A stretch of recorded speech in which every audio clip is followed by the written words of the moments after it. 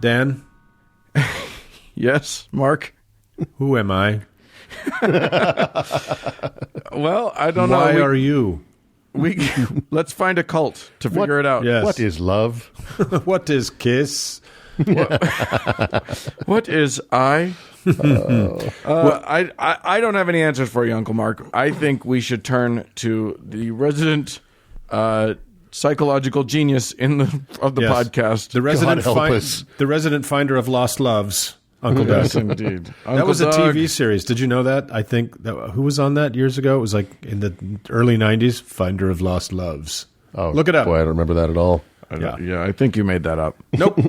Maybe. Well, in the search for answers, I don't have them. So let's get that out of the way at the beginning. Well, uncles, it's the stated purpose of this podcast to be a user's guide for life on the outside of religion, because after all, leaving religion is the first step into a larger, better world. I feel like I've heard this all before. Yeah.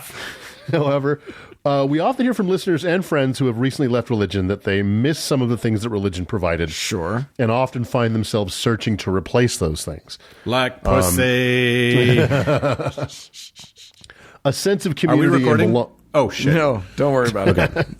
a sense of community and belonging usually top that list. And while this podcast itself is an effort to create a community where religious refugees can feel like they belong, it seems as though atheists are often mournful of falling short of that effort. We try week after week to point out the absurdity of religious belief and how much better it is out here, warts and all. And that with a little effort, you can have all the things that religion once provided without all the baggage that comes along with the ride. Yeah. That's also why we are so hard on the various and sundry forms of woo. It seems unfathomable that one would slip out of the intellectual and emotional bonds of religion, only to slip into others. But today I want to have a little bit of a discussion about something that the liberation from religion provides, that religion, even in its most benign and least vile forms, has not, will not, and cannot provide, and that is a sense of individuality and self-determination. I thought you were going to say drugs. No, well, that goes hand in hand. Some people have tried drugs, and I don't know who they are. Nobody does. It sounds flippant, but it's worth pointing out that the vocabulary of religion is shot through with language designed to squash the individual and dull one's sense of self-determination. Language like obedience, reverence, adoration, devotion, veneration, worship, sinfulness, atonement, penance, redemption, confession, sacrifice, and absolution. I mean, I love listening to people describe themselves gleefully as sheep for a shepherd. Yeah, Yeah. and your piousness is measured by your obedience, and it's crazy and deference and assimilation. yeah, and a lot of those things are noble in and of themselves. However, when employed by religion, it's a full frontal assault on individuality.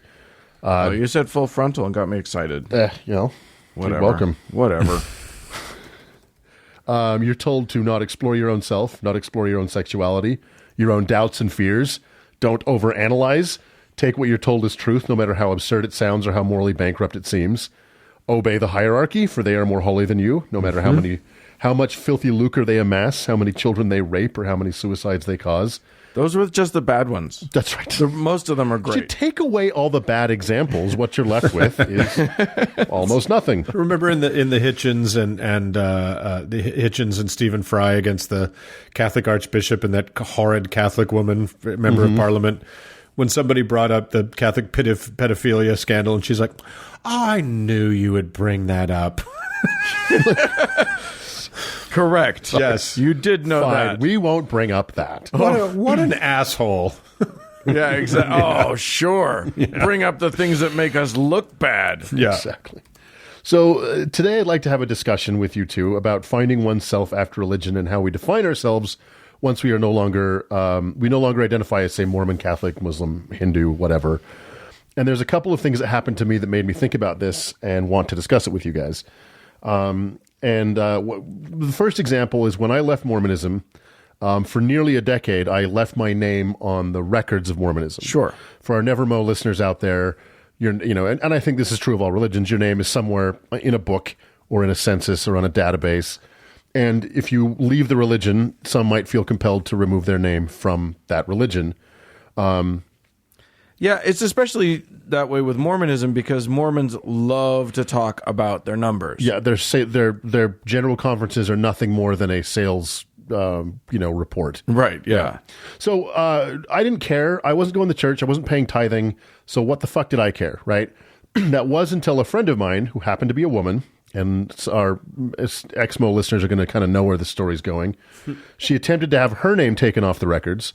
And we've discussed on the show the legal hoops, the petty legal hoops you have to jump through that the church demands to get your names off the records, and then the shitty and unethical shit they do. Quasi-legal. Yeah, it's not legal.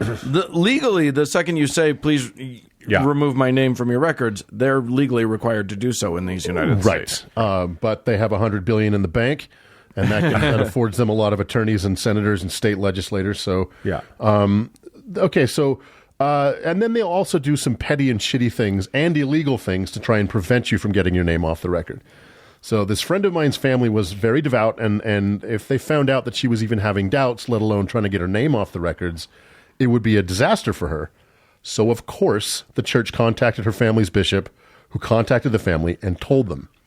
This caused my friend, who, by the way, was sent down the path of doubt by a badly handled sexual assault. It caused her a tremendous amount of pain and suffering, and it pissed me off to an end I didn't think I could get to. Now, when I was a captive of the cult, I would have and did side with the elders and contort myself in ways that I am ashamed of now to justify their words and deeds.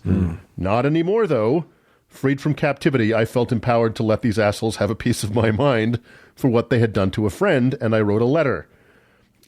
This letter was calibrated to get my name off the records and to leave no wiggle room for them to try and intimidate me or manipulate me. I'm going to read you my letter now. Oh, goodness. And, please remember here's my letter.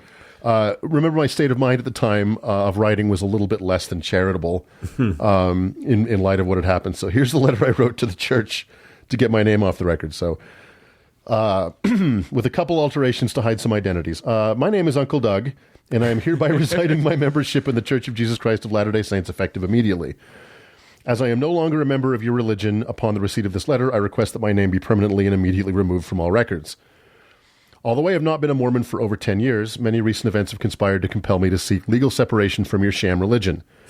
I am a returned missionary who served in the Honduras San Pedro Sula mission. Not only that, but I was on the seminary council in high school and attended BYU. I am therefore quite familiar with the deepest teachings of the church, including the curse of Cain, resulting in decades of church-sanctioned bigotry, the astonishing marital infidelity and serial child rape of Joseph Smith and Brigham Young, among others, the purchase of the White Salamander letter, the belief that Cain still walks the earth in the form of Bigfoot, as described in the Miracle of Forgiveness, the encyclopedic archaeological inconsistencies in the Book of Mormon, baptizing for the dead of Holocaust victims in the same over-chlorinated font as Nazis, the insanity of the three Nephites, the cocoon of lies surrounding the Mountain Meadows massacre, the pathetic and desperate attempts at meeting in the endowment ceremony, the utter silliness of garments, the violent and dangerous hatred of homosexuals, the wholehearted prostration at the feet of warfare and racism that constitute the not officially sanctioned political philosophy of the church, and did I mention fucking Bigfoot? I could quite obviously go on, but perhaps it is unnecessary. There is no amount of prayer and scripture reading that will convince me that the sun doesn't shine, or that stupid isn't as stupid does. However, my resignation does have one possible condition should you be willing to accept it. If you would be willing to commence excommunication proceedings against me, I would be delighted to participate. After all, 21 years of tithing should be worth something. For the purposes of excommunication, I will show up anywhere, anytime. My hunch, however, is that you will choose the coward's way out and simply remove my name from the records. So be it. Just know that I am an enemy of your church and your God, and if he does exist, he will strike me down where I stand for apostasy. Nope, still here. Although it is not legal, should you desire to share this letter with my emotionally and physically abusive parents, who, by the way, are members in good standing of your church, please feel free. My parents' name and phone number here. You can post this letter in Ensign, the New Era, Sunstone, or the Temple for all I care. Simple-minded intimidation will not change my decision. Excommunicate me. Oh, please, Sasquatch, excommunicate me. Or remove my name from your records. I don't care. But you sad, hateful, bigoted, misogynistic, homophobic, ignorant, overly inbred, and prodigious assholes can have my name no longer. If God exists, there is a heaven, and you people are there. I want no part of it. Bigfoot, seriously. Warmest and most heartfelt regards, Uncle Doug. So, I think you had them until you included a swear. Yeah, And that's actually true. I also have the response I received from the church. Dear brother, this letter is to notify you that, in accordance with your request, you are no longer a member of the Church of Jesus Christ of Latter-day Saints. Sincerely, blah, blah. Yeah. So I felt so emboldened and free to like say what I felt and what I meant and to speak to the offense that friend of mine had gone through. And I felt that to be so, obviously there was a lot of anger, frustration, and pent up everything coming out in that letter. Totally. But there was a form of freedom in that, where normally if I had remained in the cult, I would have just been stomping on that, all those emotions. And the other smaller, much less a consequential incident was, I told you about the other day at Mormon General Conference, I ended up in a nearly 3-hour discussion with a group of evangelical Christians that were there to challenge the validity of Mormonism. Yeah. When I told them I was an atheist, they spent like half an hour trying to get me to admit that there were no true atheists, because that would mean a certain knowledge of the non-existence of God, which I freely admitted. But it was very, very important to them that I acknowledge that point. And they were pretty uncomfortable with the fact that my definition of myself could be so fluid. So I just, we often lament, or I think people who've just left religion often lament what they've lost, but they sometimes forget to talk about what they've gained. And that first and foremost is yourself. You're no longer required to be obedient to a hierarchy or a patriarchy. You're no longer told how to think, told where to go, told what to dress like, told what to eat. Except by us, of course. Yes. And so I just kind of wanted to talk to you guys a little bit about that. Like, we get to determine our own fate, and that's a two-edged sword. But the other thing is we get to be individuals, and we get to explore our individuality in ways that you can never, ever, ever do when you're in a religion. Well, that's the truth. They don't, that individuality thing, they'll talk about it. They'll make lots of stabs at wanting you to believe that they want you to be an individual. And then they will make sure that you are just part of the herd. Yeah. It's sorry, Doug, it's the Mormon thing about, Jesus gave us the gift of free agency, asterisk, but don't you ever fucking use it. Right, exactly. The gift's so precious, you must never open it.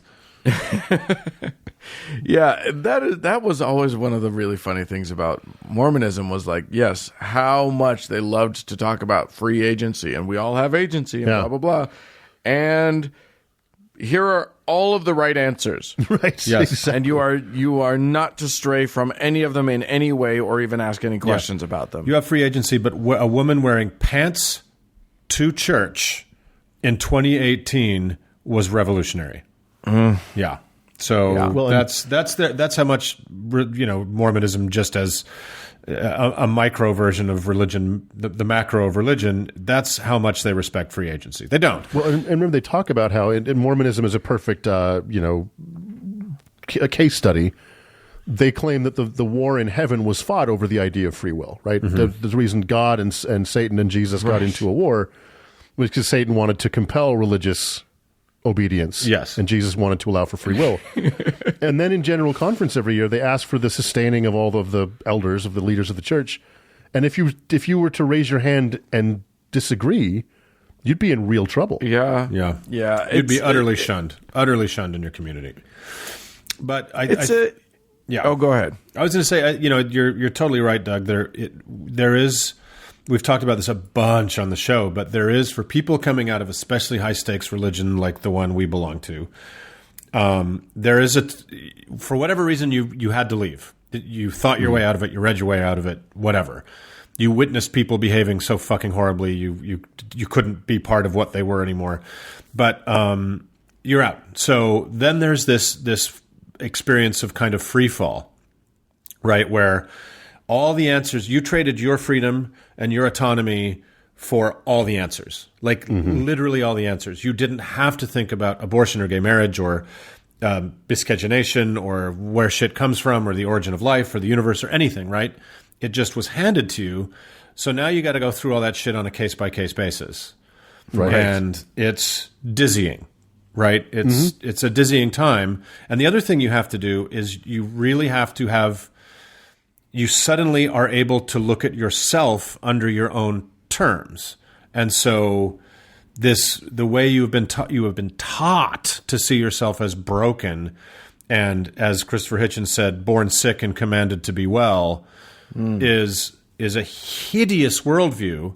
But it's very hard to unwire it, right? It's very hard just to be like, you know what? I'm not that fucking broken. I'm a good person. Right. I'm a nice person. Yeah. There's no reason I have to think of myself in those ways. That, I think, is one of the hardest things to unwind. Yeah, here's the ironic part, is that, yes, you are taught how broken you are, and that's a big thing. The other side of that coin, though, is that you are also taught that you're magic. And you are also taught that there is magic in the world, and that the universe is so much bigger than just the physical things that we can see, and that there's so much more than just what we know, and blah, blah, blah. And then you leave, and let me tell you something. I did not want to let go of that thought. The magic. Yeah. I wanted there to be magic in this world, and I wanted me to be magic in this world, and I knew that the Mormonism thing wasn't true because I had tried the magic and failed. Yeah. That didn't mean I wanted to give up on magic. So I totally understand why people would rush to woo. Why people would want to go to crystals or fucking, anything. And you want there to be magic. You want the universe to be bigger than just things around you. Yeah. Well, and of course it is. But I think that's such a beautiful sentiment that you're taught that the magic is this very particular sort, right? You're taught it comes from this book, and there's a certain priesthood that has the ability to access this magic. You may or may not, in some small measure, depending on where you went to church, but there is real magic in the world, Dan. They just sell you something else. They don't. There's nothing more magic than the fact that, as Paige said, my left hand comes from a different star than my right hand does, right? And that every fucking living thing on this planet is interrelated. That's fucking magic. And that of course is terrifying to them. They say, no, there's talking donkeys and a snake made somebody eat an apple. It's a whole thing. Right. That's the magic they're trying to sell to you, which is absurd and childish and stupid, when they're trying to keep you from ever looking at what is truly beautiful and magical and a little scary about the world.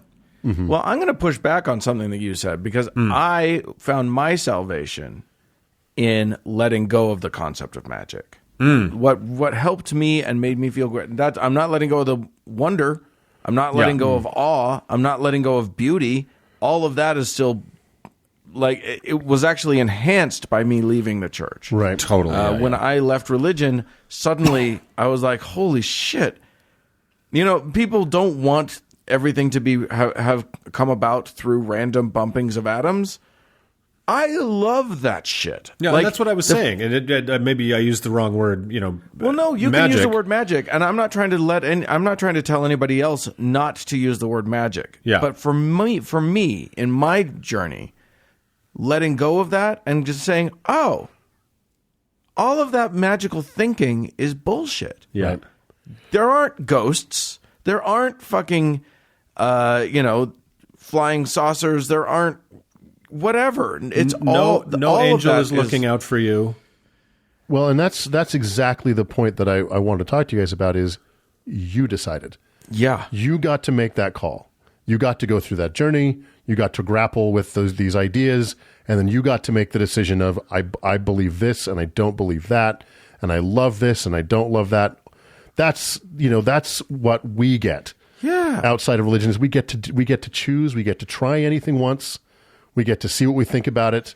We get to make a decision about it. I mean, we don't get to try everything. You don't try murder. Just don't. Well, don't try rape. Don't try, there's a lot of things not to try. The morality is actually more real when it's yours. I think it goes not without saying, but perhaps without dwelling on, that there are certain things that you shouldn't try once. Right. But what I'm saying is that actually it's important to note that your morality is yours and you have to figure it out. And it's important to actually do the work of understanding your morality. Yeah. There are some universal concepts about not doing harm to other people, but you need to sort out what your morality is, and it's a job, and it's hard, and it it's doesn't work. stop. And That's right. You modify it as you go. That's right. Dan and I have been out of, Dan and Doug and I have been out for decades of religion. And I'm constantly, Dan earlier in the show was talking about pronouns. Well, the world and society and things keep presenting new challenges to morality. And how do you contend with them, right? And that's what it's, you don't just arrive at a place. Religion is arriving at a place and stopping. Right? Yeah. This is the information I need. There is no more. Doesn't matter what information, how society changes or the universe or whatever. I'm done with wrestling with those questions. Well, being a skeptic or an atheist, you are never done wrestling with those questions.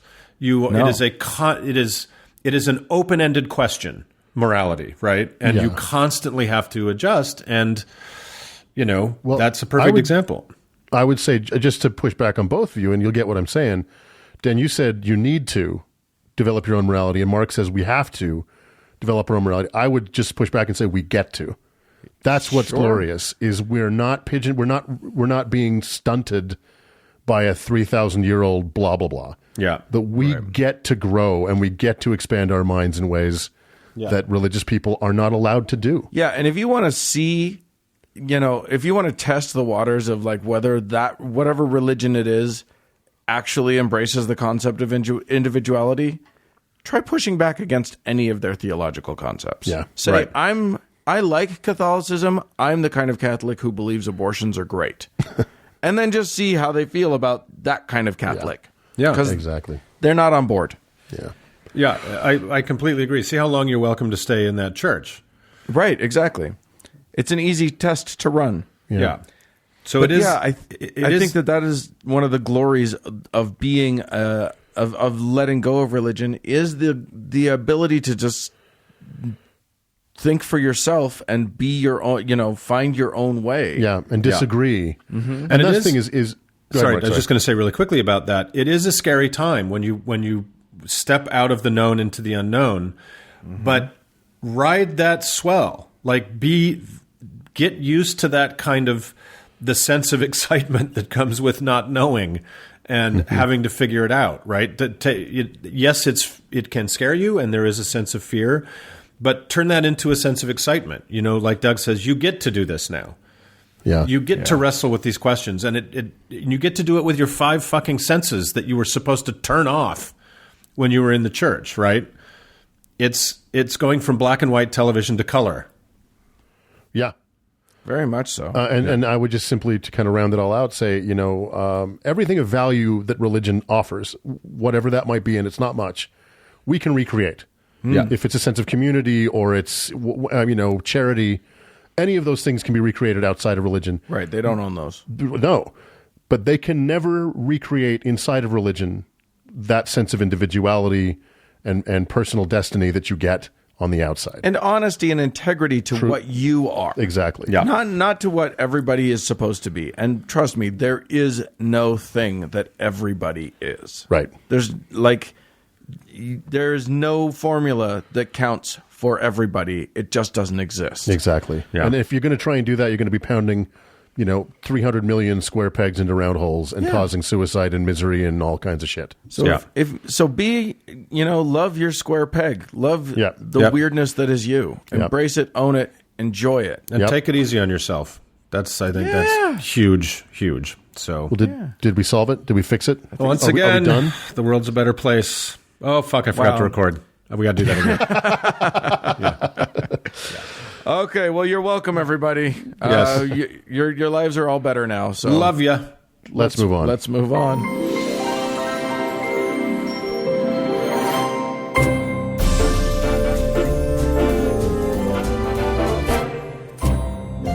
Well, friends, that's it for this week's show. Hey, we'd love to hear from you. Send us an email, howto@howtoheretic.com. Or if you have 18 penises, I guess, you can leave us a voicemail about it at 903-88-HOW-TO, which is 903-884-6986. You can also tell me all about it or send me a picture of it on Twitter at HowToHeretic. And thanks to our awesome patrons. And thanks to Cody Layton for editing the show. And thanks to all of you for tuning in. Bye, friends. Bye-bye.